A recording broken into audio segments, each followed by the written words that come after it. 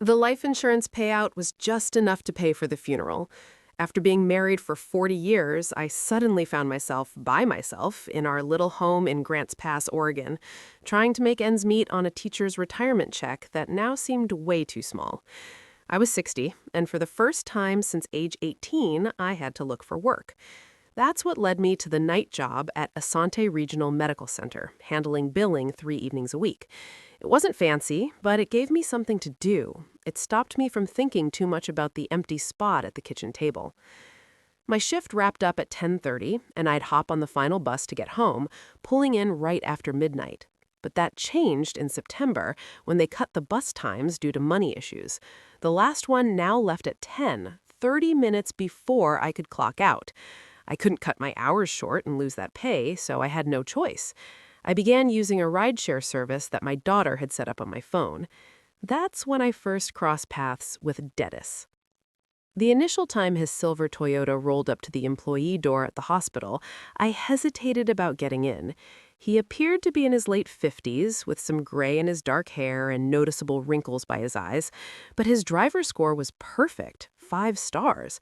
Plus, it was close to midnight and a dim lot. So I got in the back and told him my spot on Maple Lane. "Tough night at work?" he asked, sounding friendly. "Every Tuesday, Thursday, and Saturday," I answered, staring out at the streets I knew so well. "How long have you been doing this driving gig?" I asked.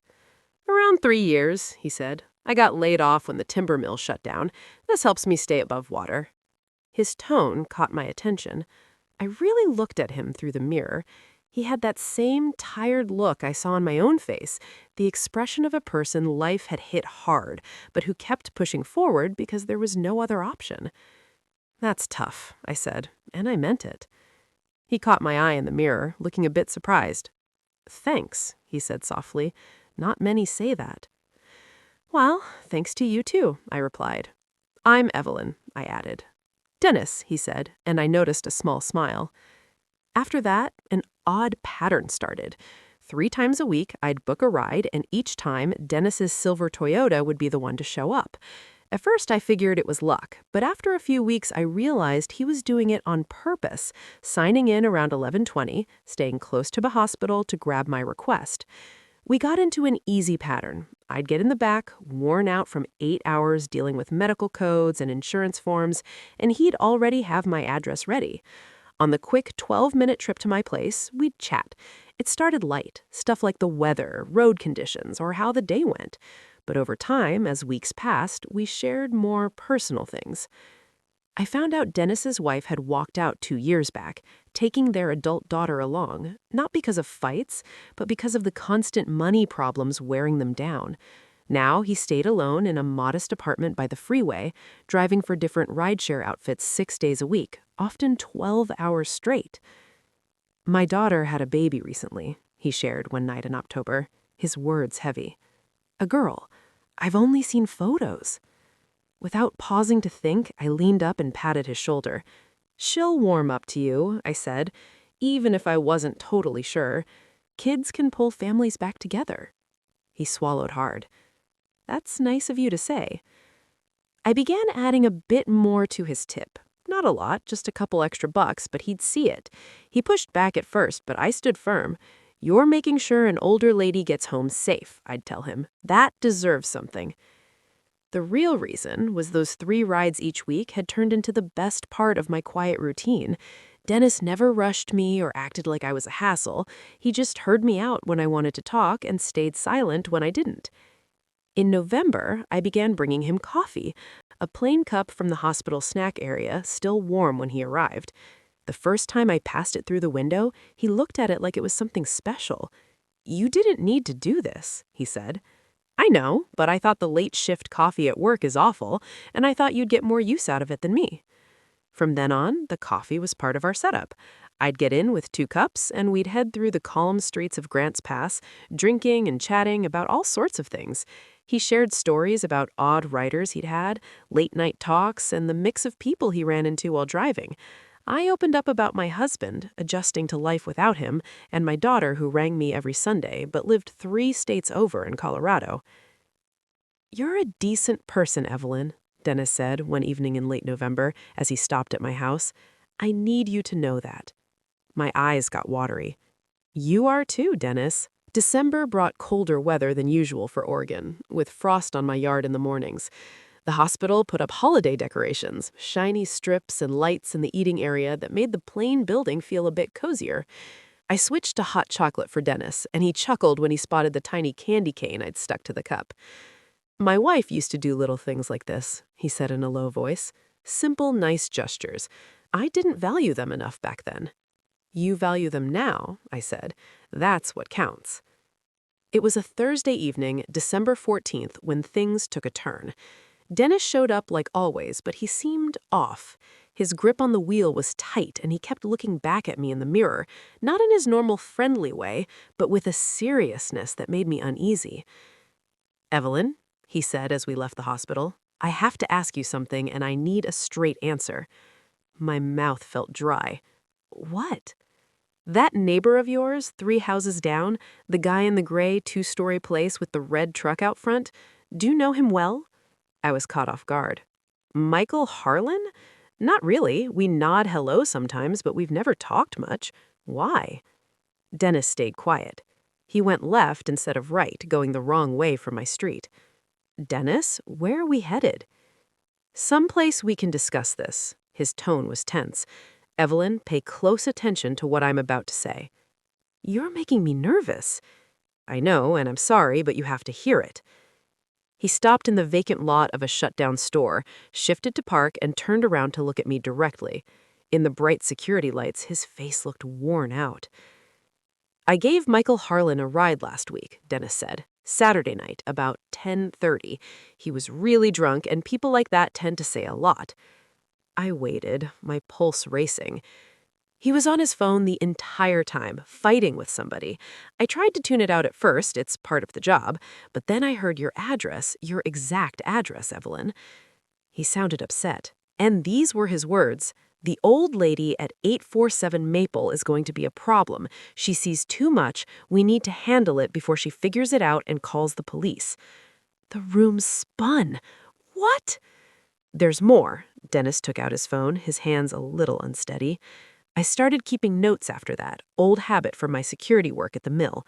I tracked everything. That guy, Michael Harlan, I've driven him 7 times in the past month. Always late nights, always drunk, always on calls having heated talks." He scrolled through his phone, showing a list of dates and times in a note app. "Last night, I drove him again. He mentioned you once more, Evelyn. He said, 'She works late Tuesdays, Thursdays, and Saturdays. House is empty. I've been watching.'" A chill ran through me. "He's been watching my house?" "I believe so, and I think it's more than that." Dennis's expression was serious. "2 nights ago, I went by your street after work. I saw his truck parked 2 houses away at 2 in the morning, just sitting, no lights, motor on." Why would he do that? I couldn't say more. "I don't know, but Evelyn, please don't go back there tonight. Stay somewhere else. A hotel, a friend's, or even your daughter's if possible. Anywhere but Maple Lane." He passed me his phone. "Here are all my notes, times, dates, what he said. I think you should report this to the police." My hands trembled as I held the phone.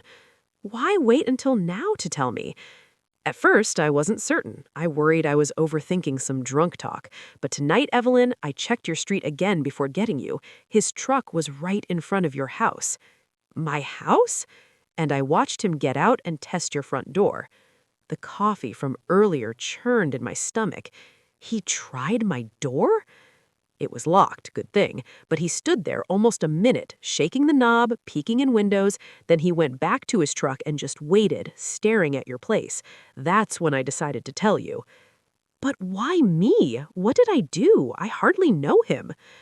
I don't know, but we should find out, and we do it the safe way, which means no going home. I sat in his car in that empty lot, everything feeling upside down. A guy I'd greeted nicely for 2 years had been planning something bad, and I only knew because of a driver I'd treated with basic respect. "The Rogue Valley Motel," I said at last, barely audible. "I'll drop me there. I'll stay tonight and head to the police tomorrow." "No," Dennis said strongly. "We go to the police right now." "It's nearly midnight." "Evelyn, this guy tested your door tonight while you were gone. What if he returns? What if he finds a way in?" He was right. I knew it. 20 minutes later, we were at the Grants Pass Police Department. A young cop took our report while an older detective paid close attention. I explained my schedule, how I barely knew Michael Harlan. Dennis showed his full records, every trip, every bit of talk he'd noted. "And you're sure he said handle it?" the detective asked, brows knit. "Absolutely," Dennis answered. "I began recording the rides after the second one, just sound for my safety. I can play them." The detective's interest grew. "You have recordings?" "Yes, I save them in case of issues in the car. Riders agree to it in the app rules." "I didn't know about that." The detective got a laptop and Dennis sent over the files. We listened in that plain room to Michael Harlan's blurry voice discussing me, my home, handling the issue. The detective's face got more serious with each one. "Mrs. Evelyn," he said after the last, "any clue what Mr. Harlan might think you know or have seen?" "Nothing," I said firmly. "I work nights at the hospital 3 times a week. I go home and rest. That's all I do. I don't even know his job." The detective shared a look with the young cop. "He works at Asante Regional Medical Center," he said carefully, "in maintenance, night crew." My stomach dropped. "What? You've never spotted him there?" "The place has 400 staff. I handle billing in the basement. I only see my team." But as I spoke, a memory stirred. A cleaner I'd pass in the hall around 11:15 on my way out. A guy with a cart, hat down low. I'd never checked his face, never cared. "The basement," I said slowly, "where billing is. He handles that area, right?" The detective nodded. "His shifts cover basement offices and file storage." "File storage," I echoed, and it hit me. "Oh no, the lost files." All eyes turned to me. "3 weeks ago," I said, words rushing, "my boss spotted problems. Billed patient records, but the paper copies were gone. Random ones, no clear link. We figured misfiling, someone put them wrong. We've been checking everything by hand." "What type of files?" the detective asked, leaning in. "Older patients, ones on Medicaid, folks who might not spot or fight billing mistakes." I felt awful. "We haven't located them. The check is ongoing." "But if someone was taking files on purpose and sending fake claims," the detective said, "that's healthcare fraud. Big deal. Could mean jail." "And if he knew you were on the check team," the young cop said, "and thought you were close to linking it to him." Quiet fell over the room. "He works nights," I whispered. "Access to all after hours, and I leave at 10:30 3 times a week, same every time. He could track me, know when I'm out, know when to—" "Get rid of proof," Dennis said softly. "He's been trying to check your house for work stuff you might have, notes or files tying him to it." The detective stood quickly. "We need to check his place now. And Mrs. Evelyn, no going home tonight. We'll get you a hotel with protection until this is cleared." Things moved fast from there. The detective called around, getting warrants from judges. Another cop took me to a hotel, while Dennis gave more details. I sat in that standard room, blinds shut, wide awake, startled by every noise outside. My phone buzzed at 6 o'clock in the morning. The detective. "We found them," he said straight off. "Boxes of patient records in his garage, over 300 from 2 years, and signs of fake billing for over $200,000. I dropped onto the bed. "Oh, no." "He's in custody. Charges for healthcare fraud, attempted break-in, and stalking. You're okay now, Mrs. Evelyn. You can head home." But I didn't feel okay. I felt broken, invaded. A man I'd waved to nicely had been set to enter my home, maybe scare me or more, all because I was close to uncovering his scheme without knowing. Dennis came for me at the hotel that morning. No charge, no app. He just appeared, knowing I'd want someone I trusted. We drove through Grants Pass in the early sun, quiet for a while. "How did you figure it out? How did you decide to notice and record it all?" He paused, hands firm on the wheel. "My daughter," he said at last. Before my wife left, before it all broke down, my daughter had this boyfriend. We thought he was great, successful, nice, until she said he was driving by her place at weird times, always knew her location. I watched his face in the mirror. I didn't take it seriously, Dennis went on, voice heavy with past pain. I said she was imagining things. Then one night, he forced his way into her place, hurt her bad. Dennis? So now I notice, Dennis said strongly. I listen to drunk talk. I spot when someone repeats an address, talks about watching or dealing with someone, because I messed up once and I won't again. Tears ran down my cheeks. You kept me safe. You kept me going first, he said softly. You acted like I was important, worth chatting with, not just a service. You brought coffee and checked on my day. Do you realize how few do that? Most writers ignore me, Evelyn. I'm just the guy driving. But you noticed me. So I made sure to notice you back. We arrived at my house on Maple Lane. In the daylight, it seemed normal, secure, but I knew it would never feel exactly the same. 3 houses down, police tape blocked the gray 2-story with the red truck. Evelyn, Dennis said as I picked up my stuff, take my direct number, not through the app, my real cell. Call anytime, any hour, for whatever. I took the card he gave. I will. And Dennis, thanks for all of it. Thanks to you, he said, and I saw his eyes were damp too, for showing me why the job is worth it. The police work lasted weeks. They dug up Michael Harlan's whole setup, how he'd taken files for over 2 years, filed claims for work not done, and kept the insurance money. My part in the check had put him on alert, and his talks in Dennis's car showed he'd planned to search my place for anything I'd brought home, then deal with me if I got too close.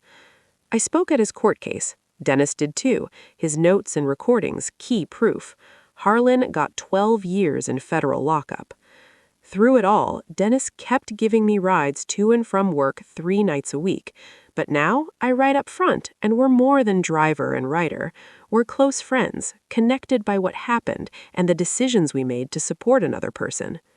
6 months after the arrest, Dennis's daughter reached out. She'd seen the news about the case, his part in it, how he'd looked out for a stranger when he hadn't for her. It stuck with her, she said, in a positive way, a mending way. She wants me to see my granddaughter, Dennis told me one Tuesday night, voice full of emotion. Says maybe we can work on being family again. I grabbed his hand over the gear shift. That's great. It's thanks to you, he said, everything. If you hadn't been nice, hadn't made me feel visible, I wouldn't have tuned in. I'd have been just another driver dropping off a drunk, ignoring the chatter. But you showed me that little acts of care count, that people count, and that saved us both. I think about that often now, how an extra tip and a cup of work coffee started a chain that ended up protecting me and fixing Dennis's family. How we can't predict what our small actions do, the people we affect when we treat others with respect and care. I'm 64 now, still on the job 3 nights a week at Asante Regional Medical Center, still in my little home on Maple Lane, but I'm not alone anymore. Dennis and I eat together every Sunday with his daughter and granddaughter. They call me Aunt Evelyn, this family we put together from tough times and surprising help. Last week, a new person started in billing. Young and stressed, I saw her having trouble with the codes, eyes getting teary from frustration. So, on her second day, I got her coffee, sat with her at break, and said it would